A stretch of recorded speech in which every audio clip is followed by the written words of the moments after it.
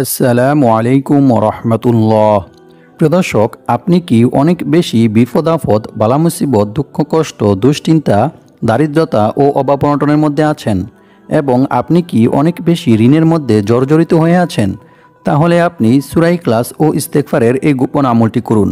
ইনশাআল্লাহ আল্লাহ পাক রব্বুল আলামিন আপনার ভাগ্য পরিবর্তন করে দিবেন। আল্লাহ পাক রব্বুল আলামিন আপনাকে গায়বীভাবে অনেক টাকা পয়সা, ধন সম্পদ দিয়ে সাহায্য করবেন। যেভাবে আল্লাহ পাক রব্বুল আলামিন হযরত আইয়ুব আলাইহিস সালামকে অনেক টাকা পয়সা, ধন সম্পদ, স্বর্ণমুদ্রা দিয়ে সাহায্য করেছিলেন। সুবহানাল্লাহ। সম্মানিত ভিউয়ার্স, সূরা ইখলাস ও ইস্তেগফারের কোন আমলটি করিলে আল্লাহ পাক রব্বুল আলামিন আপনাদেরকে এই সকল পুরস্কারগুলি দান করবেন এবং গায়বীভাবে টাকা পয়সা, ধন সম্পদ দিয়ে সাহায্য করবেন, সেই দুইটি আমল সম্পর্কে জানতে চাইলে ভিডিওটি স্কিপ না করে সম্পূর্ণ ভিডিওটি দেখতে থাকুন। আর ভিডিওটি ভালো লাগলে লাইক, কমেন্ট, শেয়ার করে চ্যানেলটি সাবস্ক্রাইব করে আমাদের পাশে থাকুন। সম্মানিত ভিউয়ার্স, আপনি যদি এই নিয়মে সূরা ইখলাস ও ইস্তেগফারের এই আমলটি করেন তাহলে ইনশাআল্লাহ অল্প কিছুদিনের মধ্যেই আল্লাহ তাআলা আপনার সকল দারিদ্রতা, অভাব অনটন ও ঋণ দূর করে দিবেন এবং আল্লাহ পাক রব্বুল আলামিন আপনাকে গায়বীভাবে অনেক টাকা পয়সা, ধন সম্পদ দিয়ে সাহায্য করবেন ইনশাআল্লাহ।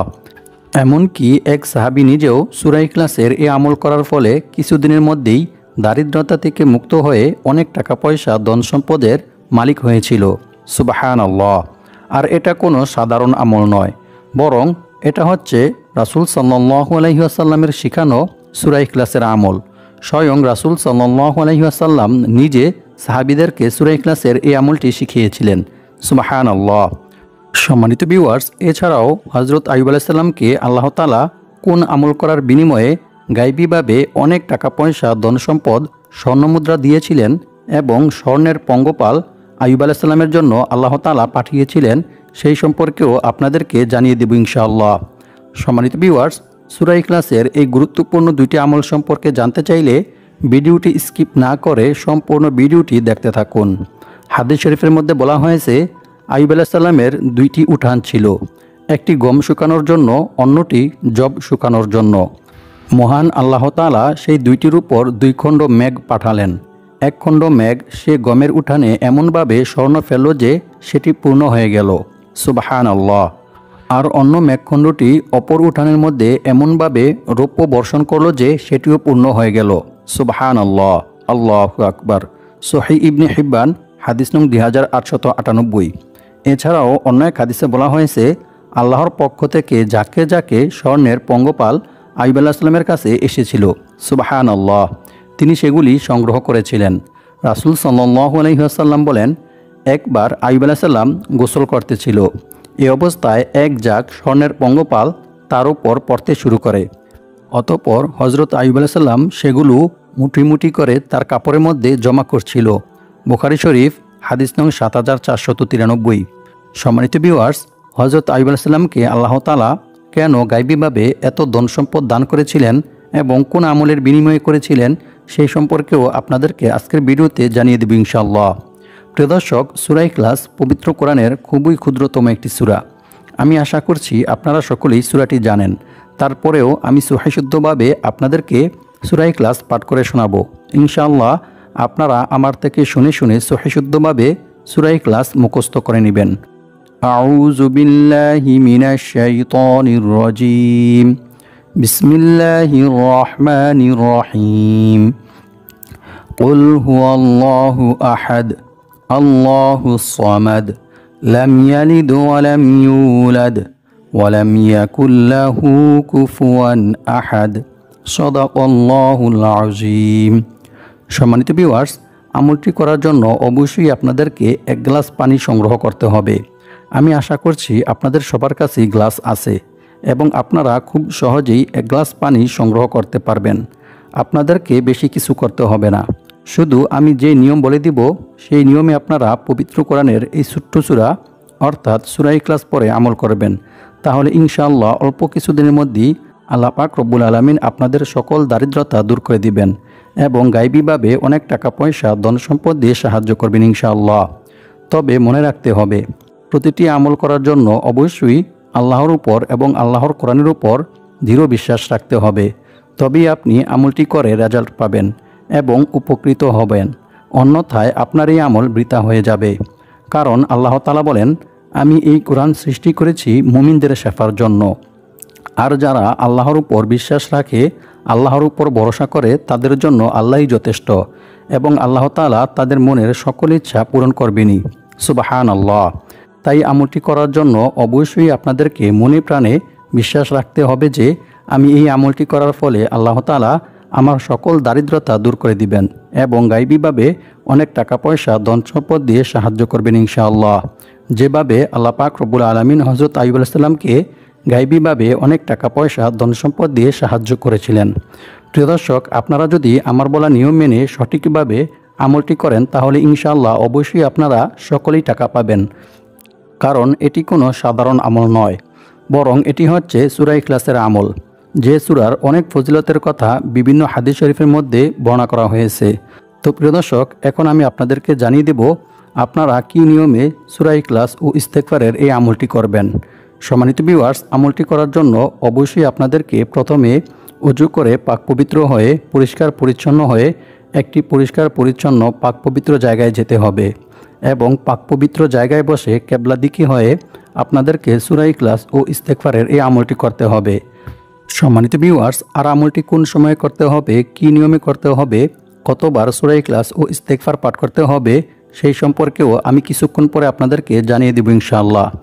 তবে তার আগে আপনারা যারা এখনও ভিডিওতে লাইক কমেন্ট শেয়ার করেননি, আপনারা দয়া করে ভিডিওতে লাইক কমেন্ট শেয়ার করে চ্যানেলটি সাবস্ক্রাইব করে রাখবেন। সম্মানিত ভিউয়ার্স, প্রথমে আমরা সূরা ইখলাস পাঠ করার কিছু গুরুত্বপূর্ণ ফজিলত ও উপকার সম্পর্কে কোরআন এবং হাদিস থেকে জেনে নেব। আবু সাঈদ খুদরি রাদিয়াল্লাহু তাআলা আনহু থেকে বর্ণিত, তিনি বলেন, এক ব্যক্তি অন্য এক ব্যক্তিকে রাতে বারবার সূরা ইখলাস পাঠ করতে শোনেন। অতঃপর সকাল হলে সে ব্যক্তি রাসূল সাল্লাল্লাহু আলাইহি ওয়াসাল্লামকে এই বিষয়টি সম্পর্কে অবগত করেন। রাসূল সাল্লাল্লাহু আলাইহি ওয়াসাল্লাম একথা শুনে তাকে বললেন, ওই সত্তার শপথ যার হাতে আমার প্রাণ, অবশ্যই এ সূরা অর্থাৎ সূরা ইখলাস পবিত্র কোরআন মাজিদের 1/3 সমান। সুবহানাল্লাহ, আল্লাহু আকবার। বুখারী শরীফ হাদিস নং 5013।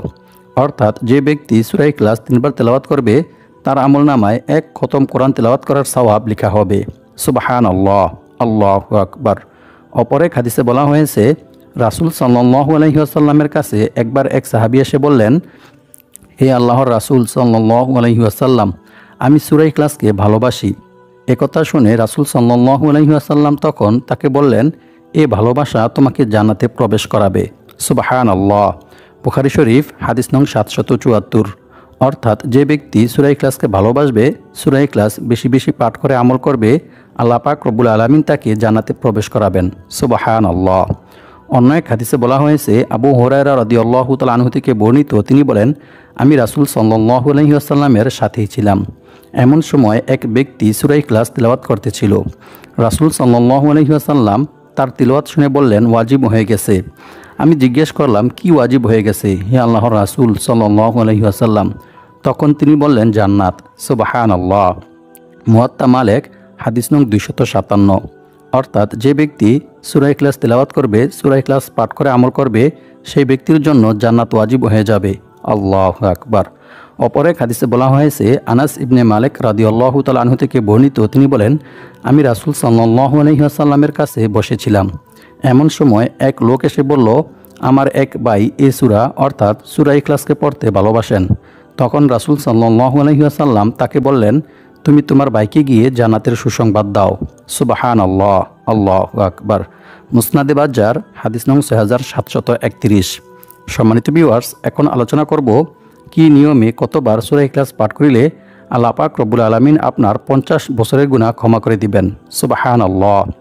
আল্লাহর রাসূল সাল্লাল্লাহু আলাইহি ওয়াসাল্লাম বলেন, যে ব্যক্তি প্রতিদিন 200 বার সূরা ইখলাস পাঠ করবে তার 50 বছরের গুনাহ ক্ষমা করে দেওয়া হবে। সুবহানাল্লাহ। তবে ঋণ থাকলে তা মাফ হবে না। নাউযুবিল্লাহি মিন যালিক। তিরমিজি শরীফ হাদিস নং 2898। সম্মানিত ভিউয়ার্স, সকল সমস্যার মূলে কিন্তু এই ঋণ। এই ঋণের কারণেই মানুষ পেরেশানি হয়ে যায়, মানুষ চিন্তিত হয়ে যায়, ফলে ধীরে ধীরে মানুষ অনেক বেশি অসুস্থ হয়ে যায়। এই ঋণের কারণেই মানুষ অনেক খারাপ কাজ করতে বাধ্য হয়। এমনকি চুরি ডাকাতি, মিথ্যা কথা সহ অনেক খারাপ কাজ করতে মানুষ বাধ্য হয়ে যায়। কারণ মানুষের ঋণ থাকলে আর তার কোনো কিছুই ভালো লাগে না। তখন সে চিন্তায় পেরেশানিতে অসুস্থ হয়ে যায়। এই ঋণ হচ্ছে সকল সমস্যার মূল।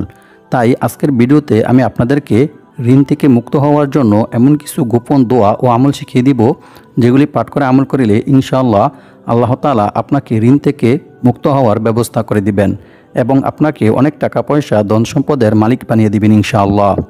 সম্মানিত ভিউয়ার্স, এখন আলোচনা করব যে নিয়মে সূরা ইখলাস পাঠ করিলে আল্লাহ পাক রব্বুল আলামিন আপনাকে জান্নাতে প্রবেশ করাবেন।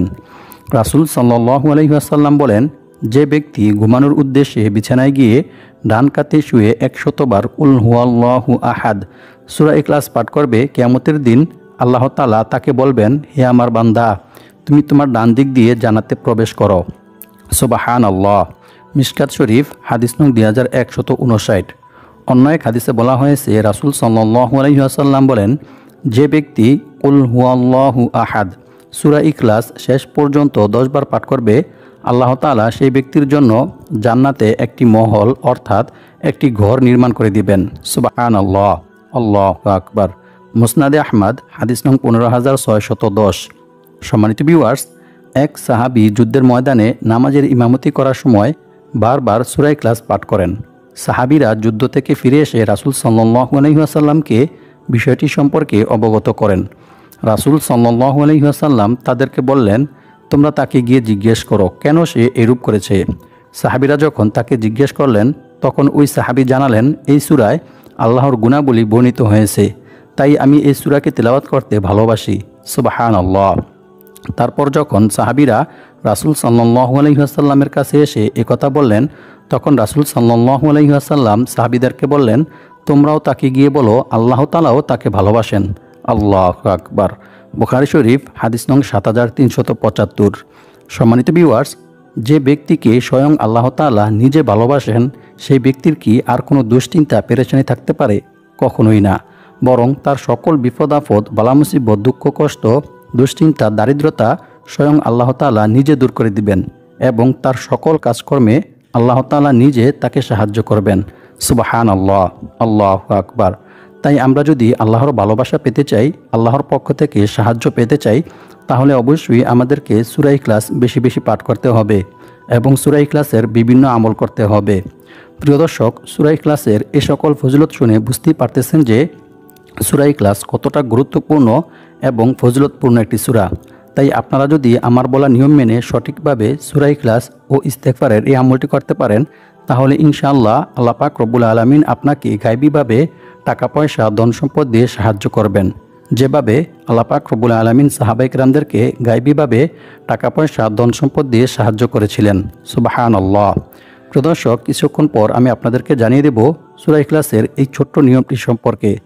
তার আগে অবশ্যই আপনাদেরকে ভালোভাবে ওযু করে পাক পবিত্র হয়ে প্রস্তুতি গ্রহণ করতে হবে। সম্মানিত ভিউয়ার্স, সূরা ইখলাসের এই আমলটি করার পূর্বে আপনাদেরকে একটি বিশেষ ইস্তেগফার ও দুরূদ শরীফ পাঠ করতে হবে। তাই আমি এখন আপনাদেরকে ইস্তেগফার পাঠ করার কিছু গুরুত্বপূর্ণ ফজিলত ও পুরস্কার সম্পর্কে কোরআন এবং হাদিস থেকে জানিয়ে দেব ইনশাআল্লাহ। রাসূল সাল্লাল্লাহু আলাইহি ওয়াসাল্লাম বলেন, আল্লাহ তাআলা ওই ব্যক্তির চেহারা উজ্জ্বল করে দেন যে ব্যক্তি আমার কোনো হাদিস শুনেছে অতঃপর তা অন্যের কাছে পৌঁছে দিয়েছে। সুবহানাল্লাহ। সুনানে আবু দাউদ হাদিস নং 515। সম্মানিত ভিউয়ার্স, ইস্তেগফার পাঠ করার প্রতি গুরুত্ব দিয়ে মহান আল্লাহ তাআলা পবিত্র কোরআনের মধ্যে বলেন, ইল্লা মান তাবা ওয়া আমানা ওয়া আমিলা আমালান সালিহা ফাউলাইকা ইউবাদদিলুল্লাহু সাইয়্যাতিহিম হাসানাত ওয়া কানা আল্লাহু গফুরার রহিমা। অর্থ, তবে যে ব্যক্তি তাওবা করে, ঈমান আনে এবং সৎকর্ম করে, পরিণামে আল্লাহ তাআলা তার পাপগুলোকে নেকি দ্বারা পরিবর্তন করে দেন। সুবহানাল্লাহ, আল্লাহু আকবার। আল্লাহ তাআলা অতি ক্ষমাশীল ও পরম দয়ালু। সূরা ফুরকান আয়াত নং 70। অন্য এক আয়াতে আল্লাহ তাআলা বলেন, আর যে ব্যক্তি আল্লাহকে ভয় করবে, আল্লাহ তাআলা তার সমস্ত সমস্যা থেকে উত্তরণের পথ বের করে দিবেন আর তাকে এমন জায়গা থেকে রিজিক দান করবেন যা সে কল্পনাও করতে পারবে না। অর্থাৎ তার ধারণার বাইরে থেকে গায়বীভাবে আল্লাহ তাআলা তার রিজিকের ব্যবস্থা করে দিবেন। সুবহানাল্লাহ, আল্লাহু আকবার। আর যে ব্যক্তি আল্লাহর উপর ভরসা করবে, তার জন্য তিনিই যথেষ্ট হবেন। নিশ্চয়ই আল্লাহ তাআলা তার মনের সকল ইচ্ছা পূরণ করবেনই। সুবহানাল্লাহ। সূরা তালাক আয়াত নং 2 থেকে 3। সম্মানিত ভিউয়ার্স, আল্লাহ তাআলাকে ভয় করার সর্বোত্তম মাধ্যম হচ্ছে তাওবা ইস্তেগফার করা, ক্ষমা প্রার্থনা করা। সর্ব অবস্থায় সব সময় আল্লাহ তাআলার কাছে ক্ষমা প্রার্থনা করা। বান্দার দ্বারা ইচ্ছায় কিংবা অনিচ্ছায় কোনো গুনাহ সংঘটিত হয়ে গেলে বান্দা যদি সাথে সাথে আল্লাহ তাআলার কাছে তাওবা ইস্তেগফার করে, ক্ষমা প্রার্থনা করে, আল্লাহর ভয়ে আল্লাহ তাআলার কাছে মাথা নত করে, তাহলে আল্লাহ তাআলা এতে অনেক খুশি হন। আল্লাহ তাআলা বান্দার এই তাকওয়া, বান্দার এই আল্লাহভীতি দেখে অনেক খুশি হন এবং এই আল্লাহভীতি অনেক পছন্দ করেন। কারণ রাসূল সাল্লাল্লাহু আলাইহি ওয়াসাল্লাম বলেছেন, মরুভূমিতে হারিয়ে যাওয়া উট খুঁজে পেয়ে উটের মালিক যতটা খুশি হয় যখন কোনো গুনাহগার বান্দা আল্লাহ তাআলার ভয়ে আল্লাহ তাআলার কাছে তাওবা ইস্তেগফার করে, ক্ষমা প্রার্থনা করে, তখন আল্লাহ তাআলা এর চাইতেও বেশি খুশি হন। সুবহানাল্লাহ, আল্লাহু আকবার। এছাড়াও অন্য এক হাদিসে বলা হয়েছে, রাসূল সাল্লাল্লাহু আলাইহি ওয়াসাল্লাম বলেছেন, যে ব্যক্তি বেশি বেশি তাওবা ইস্তেগফার পাঠ করে আল্লাহ তাআলা তাকে গায়বীভাবে তার রিজিকের ব্যবস্থা করে দেন। সুবহানাল্লাহ, আল্লাহু আকবার। সম্মানিত ভিউয়ার্স, তবে অনেকগুলি তাওবা ইস্তেগফারের দোয়া রয়েছে। আজকের ভিডিওতে আমি আপনাদেরকে খুবই মূল্যবান 2টি তাওবা ইস্তেগফারের দোয়া জানিয়ে দেব ইনশাআল্লাহ। সম্মানিত ভিউয়ার্স, আর আল্লাহ তাআলার উপর ভরসা করার সর্বোত্তম মাধ্যম হচ্ছে বিপদ আপদ, বালা মুসিবত, দুঃখ কষ্ট, দুশ্চিন্তা, দারিদ্রতা, সর্ব অবস্থায় আল্লাহর উপর ভরসা করা, আল্লাহ ব্যতীত অন্য কারো কাছে সাহায্য না চাওয়া এবং নিজের সমস্যার কথা না বলা। কারণ রাসূল সাল্লাল্লাহু আলাইহি ওয়াসাল্লাম বলেছেন, অভাব ও সমস্যাগ্রস্ত কোনো ব্যক্তি যখন তার অভাব ও সমস্যার কথা মানুষের কাছে ব্যক্ত করে তখন তার সেই অভাব অর্থাৎ তার সেই সমস্যা দূর হয় না। নাউযুবিল্লাহি মিন যালিক। পক্ষান্তরে যে ব্যক্তি তার অভাব ও সমস্যার কথা আল্লাহ তাআলার কাছে বলে, আল্লাহ তাআলার কাছে বিভিন্ন দোয়া ও আমলের মাধ্যমে সাহায্য চায়, অচিরেই আল্লাহ তাআলা তার অভাব ও সমস্যা দূর করে দেন। সুবহানাল্লাহ। হয় সেটা তার দ্রুত মৃত্যুর মাধ্যমে অথবা তাকে দ্রুত ধনী করার মাধ্যমে। সুবহানাল্লাহ, আল্লাহু আকবার। সম্মানিত ভিউয়ার্স, এখন আমি আপনাদেরকে জানিয়ে দেব দারিদ্রতা, অভাব, অনটন ও ঋণ থেকে মুক্তি পাওয়ার জন্য এবং আল্লাহর পক্ষ থেকে গায়বীভাবে টাকা পয়সা, ধন সম্পদ পাওয়ার জন্য সূরা ইখলাস ও ইস্তেগফারের আমলটি কী নিয়মে করতে হবে। সম্মানিত ভিউয়ার্স, আমলটি আপনি যে কোনো সময় করতে পারবেন, তবে সকালে ফজর নামাজের পর কিংবা রাতে ঘুমানোর পূর্বে করিলে অনেক ভালো হয়। আর অবশ্যই আমলটি করার পূর্বে আপনাকে 2 রাকাত সালাতুল হাজত নামাজ পড়তে হবে। ওই 2 রাকাত সালাতুল হাজত নামাজের মধ্যে আপনাকে 2 সিজদার মাঝখানে একটি বিশেষ ইস্তেগফার পাঠ করতে হবে। ইস্তেগফারটি হচ্ছে, আল্লাহুম্মা গফিরলি ওয়ারহামনি ওয়াহদিনি ওয়াআফিনি ওয়ারযুকনি। অতঃপর আপনি যখন নামাজ শেষ করবেন তখন আরও একটি ইস্তেগফার পাঠ করবেন। সেই ইস্তেগফারটি হচ্ছে, আল্লাহুম্মা গফিরলি যামবি ওয়াওয়াসি'লি ফি দারি ওয়াবারিকলি ফি রিজকি। এই ইস্তেগফারটি আপনি 21 বার পাঠ করবেন। অতঃপর আপনি সূরা ইখলাস 11 বার পাঠ করবেন। তবে প্রত্যেকবার সূরা ইখলাস পাঠ করার পূর্বে বিসমিল্লাহির রহমানির রহিম পাঠ করে নেবেন। এরপর সূরা ইখলাস পাঠ করা শেষ হলে 100 বার সাল্লাল্লাহু আলাইহি ওয়াসাল্লাম এই দুরূদ পাঠ করবেন। এরপর আপনি আল্লাহ তাআলার কাছে দোয়া করবেন। দোয়ার মধ্যে আপনি আল্লাহ তাআলার নিকট যা চাইবেন ইনশাআল্লাহ আল্লাহ তাআলা আপনাকে তাই দান করবেন। দোয়া শেষ করেও কয়েকবার দুরূদ শরীফ ও ইস্তেগফার পাঠ করে নেবেন। কারণ রাসূল সাল্লাল্লাহু আলাইহি ওয়াসাল্লামের উপর দুরূদ পাঠ না করা হলে কোনো দোয়া বা কোনো আমলই আল্লাহর দরবারে পৌঁছায় না। তা আসমান ও জমিনের মধ্যবর্তী স্থানে ঝুলন্ত অবস্থায় থাকে এবং আল্লাহ তাআলা সেই আমল অথবা সেই দোয়া আড়াল করে রাখেন। নাউযুবিল্লাহি মিন যালিক। তাই অবশ্যই আপনাদেরকে দোয়া করার পূর্বে এবং শেষে কয়েকবার দুরূদ শরীফ পাঠ করে নিতে হবে। সম্মানিত ভিউয়ার্স, এছাড়াও আরও একটি আমল রয়েছে। এক সাহাবী রাসূল সাল্লাল্লাহু আলাইহি ওয়াসাল্লামের কাছে এসে তার দারিদ্রতার অভিযোগ করলেন। অতঃপর রাসূল সাল্লাল্লাহু আলাইহি ওয়াসাল্লাম তাকে বললেন, যখন তুমি ঘরে প্রবেশ করবে তখন সালাম দিবে, এরপর একবার সূরা ইখলাস তিলাওয়াত করবে। ওই সাহাবী আল্লাহর রাসূল সাল্লাল্লাহু আলাইহি ওয়াসাল্লামের কথা মতো কিছুদিন এই আমল করার ফলে অল্প কিছুদিনের মধ্যেই দারিদ্রতা থেকে মুক্ত হয়ে অনেক টাকা পয়সা, ধন সম্পদের মালিক হয়ে গিয়েছিল। সুবহানাল্লাহ। আল্লাহ পাক রব্বুল আলামিন আমাদের সবাইকে সূরা ইখলাসের এই আমলটি করে দারিদ্রতা থেকে মুক্ত হয়ে অনেক টাকা পয়সার মালিক হওয়ার তৌফিক দান করুক। আমিন।